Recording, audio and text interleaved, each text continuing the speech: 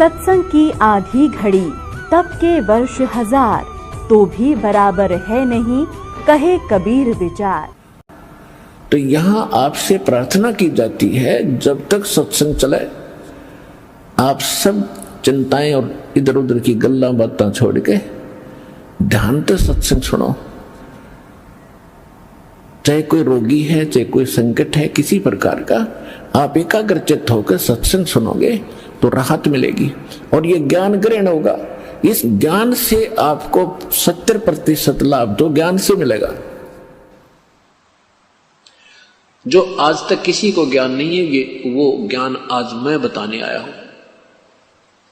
तो क्या बताते हैं कि इसके इस तत्व ज्ञान को समझने के लिए धर्मदास ये सृष्टि रचना का सुनना, इसको समझना और कंठस्थ याद करना बहुत आवश्यक है। और ये जो ज्ञान मैं तुझे बताऊंगा, ये जन जन को समझाना, इस ज्ञान से सबकी बुद्धि ठीक होगी, समझ में आएगी और अपने मूल मालिक को वो पहचान पाएंगे।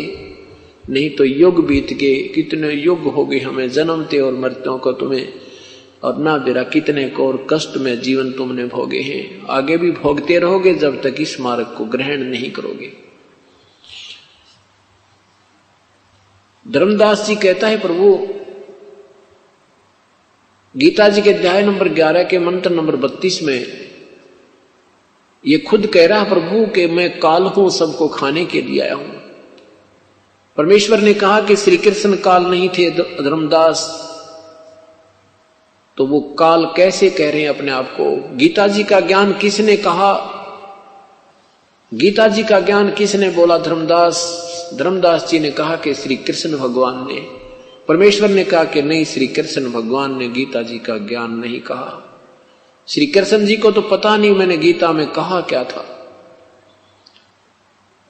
महाभारत द्वितीय भाग प्रश्न नंबर 667 नए में और प्रश्न नंबर 1531 पुराने में लिखा है कि महाभारत के उपरांत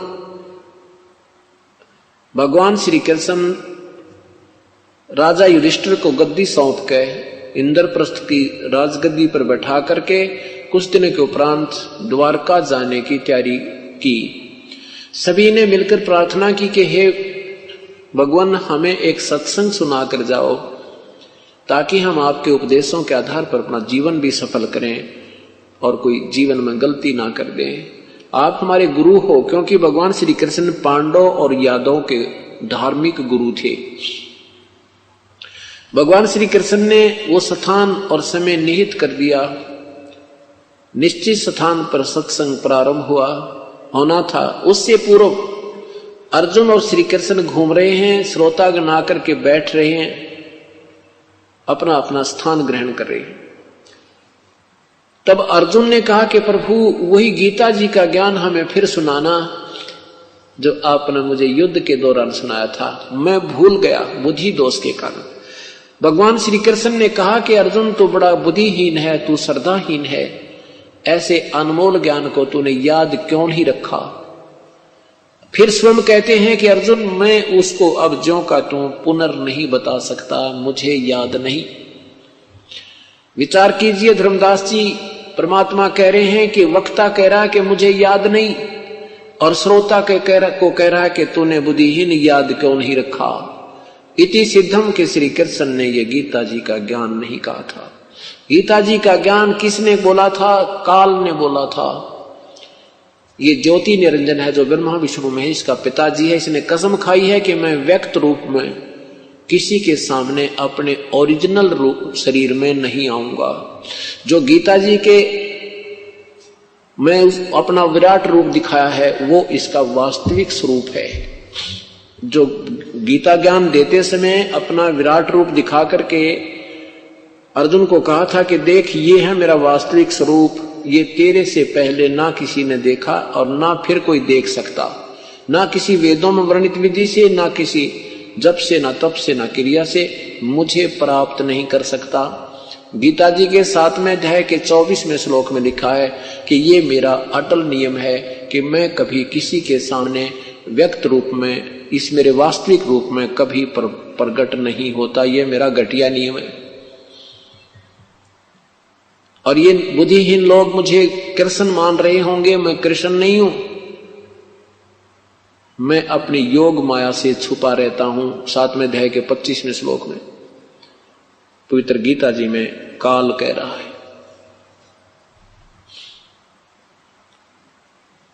गीता जी के अध्याय नंबर 11 मंत्र 47-48 में कहा कि अर्जुन, ये मेरा वास्तविक स्वरूप है, इसको किसी भी क्रिया से, ना वेदों वर्णित विधि से, ना कोई पहले देख सका ना आगे देख सकता। ये तो मैंने तेरे पर मेहर करके दिखाया है। वो विराट रूप जो काल ने दिखाया था वो उसका वास्तविक स्वरूप है धर्मदास जी। यदि वो रूप स्वरूप विराट रूप श्री कृष्ण जी ने दिखाया होता तो ये नहीं कहते कि मैं ये पहले किसी ने नहीं देखा, क्योंकि भगवान श्री कृष्ण विराट रूप अपना कौरवों की सभा में दिखा चुके थे। जब कौरव पांडवों का आपस में भाई बंटवारा नहीं हो रहा था, उसके लिए भगवान श्री कृष्ण 3 बार शांति दूत बनकर गए थे। और दुर्योधन इस बात को भी सहमत नहीं हुआ था कि पांडवों को 5 गांव दे दूं, तो भगवान ने उसको कुछ शब्द, करड़े शब्द बोले थे, जिससे दुर्योधन ने भगवान श्री कृष्ण को अरेस्ट करने का आदेश सैनिकों को दे दिया था। उस समय भगवान श्री कृष्ण ने अपना विराट रूप दिखाया था, जिससे कौरव घबरा गए थे, भगवान बाहर आ गए थे।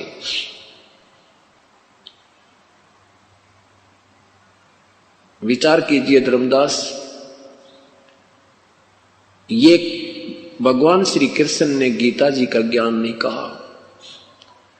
धर्मदास जी ने प्रश्न किया कि भगवान, गीता जी का ज्ञान इसलिए दिया गया था कि अर्जुन अक्षत्रिय धर्म का पालन नहीं कर रहे थे। यदि श्री कृष्ण जी गीता जी का ज्ञान देकर युद्ध ना करवाते तो अक्षत्रिय हो जाते, सब नियम भंग हो जाते। भगवान परमेश्वर ने कहा, पूर्ण ब्रह्म ने कहा कि अर्जुन ऐसा भी नहीं है। श्री कृष्ण जी ये अनर्थ नहीं कराना चाहते थे। वो तो 3 बार प्रार्थना करने के लिए गए थे, कौरव और पांडवों से बहुत विनय की थी। अंत में ये भी कह दिया था कि मैं हथियार भी नहीं उठाऊंगा, एक तरफ मेरी सेना होगी, एक तरफ मैं होऊंगा, मैं हथियार नहीं उठाऊंगा, कसम खाता हूं। क्योंकि परमात्मा चाहते थे, श्री कृष्ण जी चाहते थे कि ये जुल्म ना हुए। ये तो धर्मदास काल की कलाबाजी थी भाई। जैसे मथुरा में कंस वध होने के उपरांत राजा अग्रसेन जी ने अपने दोहते श्री कृष्ण जी को मथुरा की बागडोर संभाल दी थी। भगवान श्री कृष्ण छोटी आयु के थे। एक काल्यवन नाम का एक राजा को पता लगा कि मथुरा का शासक एक बहुत ही बालक सा बैठा है और उस मथुरा को मैं हड़प लेता हूं, मथुरा को मैं प्राचीन कर देता हूं। इस उद्देश्य से 18 करोड़ सेना लेकर के श्री कृष्ण जी के ऊपर, मथुरा के ऊपर उस काल्यवन ने चढ़ाई कर दी। उससे कुछ ही दिन पूर्व नारद जी ने आकर के भगवान श्री कृष्ण को बताया था कि भगवान यहाँ एक गुफा है निकट ही, उसमें एक मुचकंद नाम का राक्षस राजा रहता है। उसके अंदर एक सिद्धि है कि वो 6 महीने सोता है, 6 महीने जागता है। जब वो जागता है तो युद्ध ही करता रहता है, और सोता है तो उसको कोई उठा दे बीच में कच्ची निद्रा से, तो उसके अंदर एक सिद्धि है कि उसकी आंखों से अग्नि बाण छूट दे और सामने वाला का तुरंत वध हो जाता है। वो छुप कर सोया हुआ है। श्री कृष्ण जी को ये बात नारद जी के द्वारा बताई हुई याद थी। उधर से 18 करोड़ सेना लेकर के वो काल्यवन आ जाता है और श्री कृष्ण जी को युद्ध के लिए ललकारता है। अब 18 करोड़ सेना, वहां मथुरा की सारा 18 करोड़ जनता भी नहीं थी। श्री कृष्ण जी ने सोचा भी ये तो बात बिगड़ जाएगी, ना जाने कितने सैनिक हिंसा हो जाएगी, और क्यों ना इस काल्यवन का वध मैं मुचकंद से करवा दूं। भगवान ने अपना अक्षत्रिय धर्म त्याग के और श्री उस काल्यवन को ललकारा कि आजा काल्यवन मेरे साथ, उतर रथ से नीचे। अब काल्यवन नीचे उतरा तो भगवान रथ छोड़ के भाग लिया। अपना क्षत्रिय धर्म भूल गए भगवान उस विनाश को बचाने के लिए, और उस गुफा में प्रवेश कर गए जिसमें मुचकंद सोया पड़ा था। गुफा के अंदर जाकर के अपना पीतांबर, जो अपना पीला कपड़ा सा एक चद्दर साथ रखा करते थे, उस पीतांबर को मुचकंद के ऊपर उड़ा दिया, सोए हुए मुचकंद पर उड़ा दिया, और आप आगे चले गए, गुफा में गहरे चले गए। कौन? भगवान श्री कृष्ण।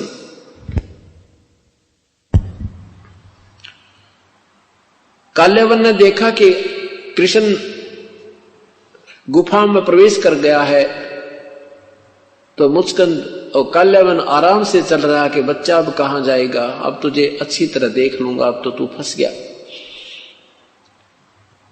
आगे जाकर देखा कि एक व्यक्ति सोया पड़ा है, उसने मुचकंद को श्री कृष्ण जानकर कहने लगा, अरे कायर तू मेरे से डर के यहां के छुप के सो गया।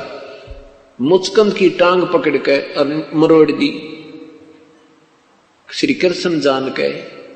अब मुचकंद की निंद्रा भंग हुई, उसमें एक सिद्धि थी, आंखों से अग्निबाण छूटे और काल्यवन वहीं ढेर हो गया, मर गया। अब श्री कृष्ण जी ने पकड़ के उस मुचकंद के पैर और घसीट कर लाया, बाहर उनकी सेना के सामने पटक दिया। राजा की हार सेना की हार मानी जाती थी, राजा की मृत्यु सेना की हार मानी जाती थी। तो सभी सैनिकों ने, काल्यवन के सैनिकों ने अपने हथियार डाल लिए और अपने राजा का शव लेकर चल पड़े और कह गए कि कृष्ण जी हम फिर आएंगे, अब तुझे बख्शेंगे नहीं, अपना नया राजा नियुक्त करके। श्री कृष्ण जी ने सोचा ये तो पागल इंसान है, ये फिर आएंगे, फिर झगड़ा होगा। इसलिए विश्वकर्मा को जी को बुला करके कहा, विश्वकर्मा एक ऐसा स्थान ढूंढ ले कि तब उस समुद्र में जो तीन तरफ से पानी हो, समुद्र हो, एक रास्ता हो, एक द्वार हो, उस द्वार का एक द्वार वाली नगरी श्री विश्वकर्मा जी ने भगवान श्री कृष्ण के आदेश से तैयार कर दी। उधर से भगवान ने अपना सारा बोरिया बिस्तरा लाद के और प्रस्थान कर दिया, सारी मथुरा खाली कर दी और द्वारका में पहुंच गए। तो धर्मदास जी को भगवान कह रहे हैं कि धर्मदास विचार करो इन बातों पे। श्री कृष्ण ये विनाश कराना नहीं चाहते थे। जब स्वयं वो अपने अक्षत्रिय धर्म को छोड़ सकते हैं, क्या दूसरे को अक्षत्रिय धर्म की आड़ में विनाश करवा सकते हैं? ललकार उसको तैयार कर सकते हैं, प्रेरणा दे सकते हैं। धर्मदास सुन्न हो गया, तेरे की सचमुच हम रोज पढ़ते थे इन कथाओं को, पर ये जोड़ जुगाड़ मारे तो जुड़ा नहीं। देखो पुण्यात्माओं, जैसे किसी दुकान में सारे स्पेयर पार्ट रखे हैं और जेन्युइन रखे हैं, लेकिन उनको जोड़ने वाला इंजीनियर ना हो तो न गाड़ी बन सकती है, ना को इंस्ट्रूमेंट बन सकता है।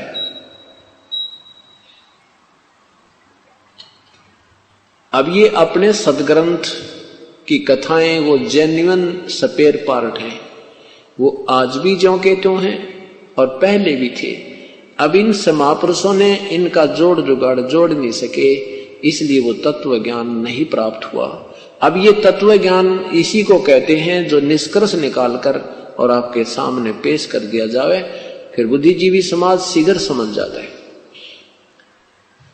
अब धर्मदास कति चुप हो गया। परमात्मा कहते हैं धर्मदास श्री कृष्ण जी के पास आकर के पशु पक्षी भी प्यार पाते थे, वो काल नहीं था।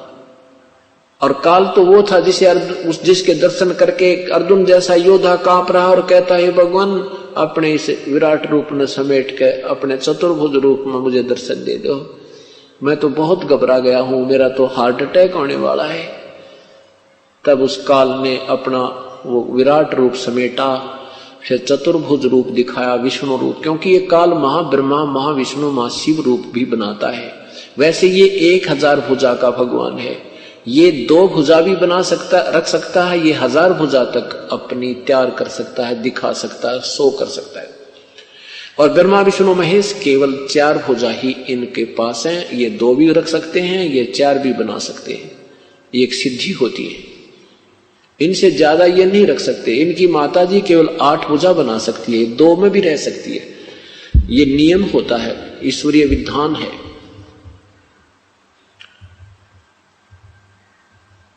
तब धर्मदास ने कहा, परमात्मा ने कहा, धर्मदास कितने जन्म हो गए तुमने मरते और जन्मतों को, क्या प्राप्त हुआ तुझे? आज तो सेठ है, कल ना जाने तो कौन सी योनि में प्राप्त होगा, ना जाने कौन से नरक में तुझे डाला जाएगा, ये काहे का जीवन है। तब धर्मदास बोला, हे भगवान, हे परमात्मा, हम कैसे कैसे फंस गए यहां पर, ये क्या कहानी है? इसके लिए परमेश्वर ने कहा कि अब सुन ले ये राम कहानी जो मैं तुझे सुनाना चाहता हूं, जिससे तेरा अंधेरा हटेगा, अज्ञान दूर हो जाएगा और हर शास्त्र तेरी समझ में आएगा। ये सृष्टि रचना सुनो। परमात्मा ने कहा कि मैं उस परमेश्वर के आदेश से यहां आया हूं, उस परमेश्वर का तत्व ज्ञान सुनाने के लिए। यदि परमात्मा ये कह देते कबीर साहब कि मैं ही प्रभु हूं, मैं ही ये रचने वाला हूं, शुरुआत में ही कह देते, तो धर्मदास जी की बुद्धि काम नहीं करती, क्योंकि हमने अभी तक प्रभु को निराकार मान रखा है। हम बेशक भगवान राम के, भगवान श्री कृष्ण के, विष्णु जी की मूर्ति भी रखते हैं, फिर भी हम परमात्मा को निराकार मानकर राजी हैं, फिर भी हम उनको निराकार ही मानते हैं। ये हमारी उल्टी बुद्धि पता नहीं कैसे फिट होगी। इससे सिद्ध है कि हम जिस भगवानों को पूजते थे वो भगवान उनसे सेटिस्फाई नहीं थे, हम संतुष्ट नहीं थे कि वास्तव में यही फाइनल है। नहीं तो हम बिल्कुल नहीं मानते कि निराकार सामने तस्वीर देखते थे प्रभुओं की। तो कहने का भाव ये क्या है कि कहें कुछ और करें कुछ। अभी तक हमें ऐसे गुरु मिले थे। भाई जो गुरु बचन पे डट गे, रकट गे फंद 84 के, कट गे फंद 84 के, रकट गे फंद 84 के। भाई जो गुरु बचन पे डट गे, रकट गे फंद 84 के। वस्तु मिली ठोर की ठोर, मिट गई मन पापी की दौड़।